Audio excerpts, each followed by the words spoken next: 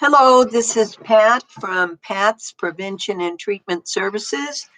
This is Cognitive Self-Change class, and tonight we're going to be talking about choices and consequences, learning how to problem solve. I need you to get a piece of paper, and on that paper, I need you to print your first and last name so that I can read it. I need you also to put today's date on there, and to put the type of group, which is COG, C-O-G, and the topic, which is choices and consequences.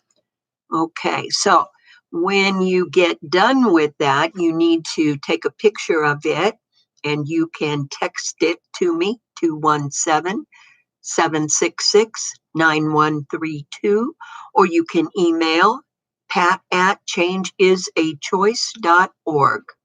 So I need to have that in order for you to get full credit for the group. If you are paying for the group by debit or credit card, I need you to call me, 217-954-1128 or 217-766-9132 and pay over the phone. If you are paying in cash, you may come to the office between 9 a.m. and 9 a.m. and 1 p.m. Monday through Friday to drop that off. Please bring exact change. You will have to come to our side entrance. If you are sending a check or money order, you will need to send that to 300 South Broadway in Urbana, 61801. So if you can't come to the office in the morning hours, we do have a time for drop-off of payment and homework from 5 to 6, Monday through Thursday. Okay, so just to kind of to bring us up to date here, cognitive self-change is about changing the way we think. We have patterns and habits of thinking that we've had our whole life. We may not realize that we have those, but after a while in this class, paying close attention to your thinking, you might be able to identify those thoughts. Okay, so paying attention to where we are right now, I need you to pay particular attention to the thinking that leads you to trouble. So when you look back to the last situation that you didn't like, that didn't turn out well, think about what was going on that day, what had led up to that. When it happened right then, what did you think? What was the conversation you were having in your head? Because as we know, we have a conversation in our head all the time. Some of it's helpful, some of it is not. So we are looking at what is going on in our head that leads us to trouble, frustration, aggravation, jail, loss of job, broken relationship, whatever it might be. Okay. So I'm going to put some assignments for you all. One of those, which you probably can't see it very well, is called Thinking for a Change. And it kind of wraps everything up, telling us how conflicts happen. What we're trying to learn how to do is have new thinking, and then learn how to problem solve and act differently by using social skills. Social skills are what helps us to get what we want in a way that is not hurtful or disrespectful to others. Learning how to get the best interaction or the best outcome out of our interactions. And then to practice these habits. New thinking changes feelings, which changes outcomes. Okay. All right, that's why we call it cognitive self-change, because we literally can change the way that we think. Okay, today I wanted to talk a little bit about defining the problem. So sometimes we just don't know what the problem is. So when a situation happens, my definition of the problem and the other person's may be different. That's why I really need to get to really get the whole picture. So it tells us here, first of all, remember that this group also talks about stop and think. When you feel yourself getting upset, when there is a problem, you're in a conflict, things are going wrong, check yourself. Pay attention to your warning signs, physical reactions, risk thoughts, thoughts that lead you to trouble, risk feelings, feelings that lead you to trouble, hurt, frustration, anger, rage. And then the step two of stop and think is think. Reduce your risk by being quiet, get space, and calm down. The next part of this is stating the problem. So identify the warning sign and I describe the problem objectively. In other words, I use the facts. He called me the B word. That's a fact. That's what he did. I'm not assuming anything. I'm not reading his mind. That was directly what happened. Then step three says identify the risk reaction. My risk reaction is to reach over and punch him in the face. Okay. That could be a problem, right? Okay.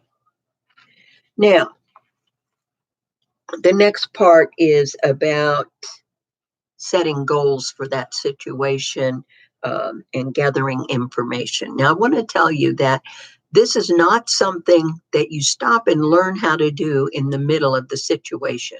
So if you say, hey, I ain't got time to do all of that, I understand that. That's why we are learning how to do it and practicing it so it becomes automatic. So let me go back one moment to set a goal and gather information. What is it that I want in this situation? He called me the B word. What is it that I want? I want him to apologize. I felt disrespected. I want him to apologize. Is that a realistic, positive goal? Maybe not, depending on the situation and the person, but that's what I have to decide. Identify a positive and realistic goal. My overall goal may be to talk the situation out,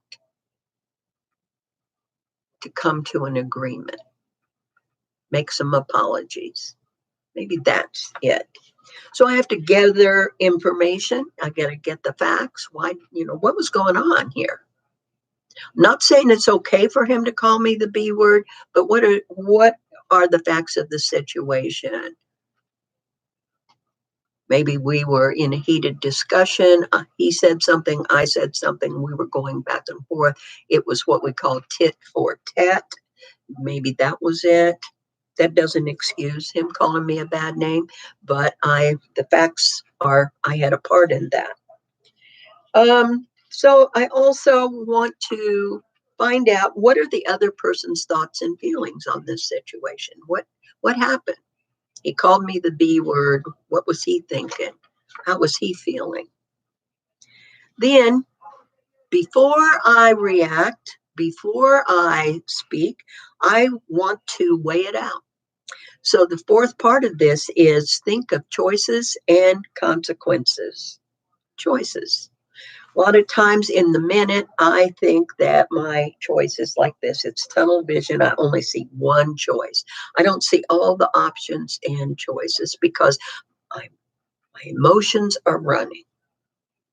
I must teach myself I teach myself to look at options. I never used to do that. But now when I start to get upset, I say, whoa, wait a minute. My first thought, let me hold back and find and look at the whole big picture, see what my choices and options are. So it says brainstorm. So that means think of the many choices that are there, whether they are crazy or not. Just think of all of them. I might even write them down. I write things down to learn how to brainstorm. Later, in the moment, I can think automatically about choices. Then the other part of it is I think about my choices, then I think about the consequences. So if I do this, if I lash out, hit him in the head with the frying pan, that's a choice, right? What is the consequence? I'm probably going to go to jail and I might split his head open. God knows he might die. Okay, so there you are. Choice, consequence. On the other hand, I can be quiet, get space, and calm down, walk away from it for a while, and then come back and maybe we can talk about it. That's a choice. What would the consequence be? If I do that, I might be more likely to have a better result.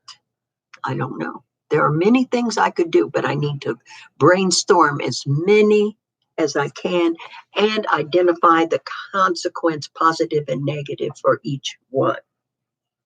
Then once I go through that, I pick the choice that I think is going to help me to reach my goal. Then the next part is, how am I going to get there? What do I need to do? It says, make a plan. Identify who, what, where, and when. Who's involved? What am I going to say and do? And when would be the best time to do it? I will choose the social skill that I think can help me. And maybe that is what? Being assertive, being respectful, listening, allowing the other person to talk, using active listening, paying attention, asking good questions. Maybe that might be a good one in this situation. Identify what I'm going to do or say. Think that through. What am I going to do? What am I going to say? And identify how I will do and say it. So I'm thinking ahead. I'm rehearsing this conversation in my mind. I'm trying to be as empathetic, understanding, and assertive as I can. Decide on a thought to get you started. A thought. What's a good thought that's going to get me started in this? Well, one thought is, what I really want here. I want to feel better. I want whatever it might be. Then, after I try it, I work it out, I'm going to go back and see, did it work? I do it, I ask questions, and I decide what to do next. Is it a good one? I'll try it again. If not, I'll do something different next time. This is for problems. A lot of times I can use this very plan. And as I said, I'm going to upload this. I can use this very problem solving plan skill when things are circling in my head and I don't know how to address them. So maybe it's not in my face in the moment. When a situation is in my face, then I have to stop and think. Stop, pay attention, what I'm feeling, what I'm thinking. The next one is be quiet, shut my mouth, get space, walk away, and calm down. That's in the moment, right now. That's what I've got to do to handle some situations, some conflicts, some problems. Others may be a difficult relationship issue, a financial issue, a family issue, whatever it might be. this whole process, this whole problem solving skill is one that I can use to think it through, to come up with the best choice. Okay. The best choice for me and ultimately for others in the situation. Okay. So I have a skill sheet here that asks us to pay attention. So, what was our physical reaction? What was our risk thought? And what was our risk feeling? We all have them. And then I'm going to learn to state the problem. I felt this way, or I think this because of what happened. My risk reaction is to do what? See, we want to identify risk reactions, because a risk reaction is something that we've done a million times and we will do it again unless we learn to identify it, hold it up, change it, make a different choice. Okay, deciding what we want in situations is also important. What's our goal? So to wrap up, I am going to ask you today to take some time and talk about choices and consequences. Maybe that's something you're dealing with. Could be a big thing, could be a little thing. I want you to brainstorm all your choices. Everything. Just get a piece of paper, write down everything, no matter how crazy it is. Okay? And then for those, you go back and you put the consequence of each one next to it. Some are positive consequence, some are negative consequence. I ask you to do that with every single choice you wrote down. Okay. And then when you get done with that, you pick the best one that you think you might try in this situation, whatever it is, whatever's going on. You know, things are bad right now. Finances are bad right now. People are not working right now. Some people are working all the time right now. So that is the situation. Okay. I'm sorry. I'm at the office and the phone is ringing. So let me put them. Okay. All right. So what I need from you is your progress note. And in that progress note, I need this assignment.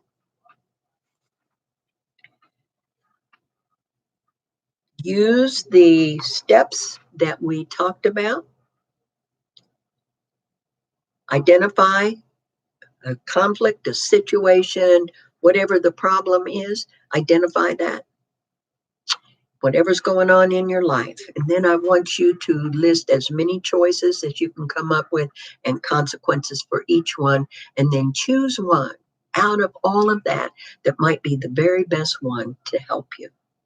Okay? Again, please contact me through email, text, message me through Facebook, whatever. Let me know your answers, your responses, your thoughts, your feelings about this assignment, and give me those homework pages. Okay, very good. So stay well, and remember that we really can change our thinking, but it ain't going to happen overnight.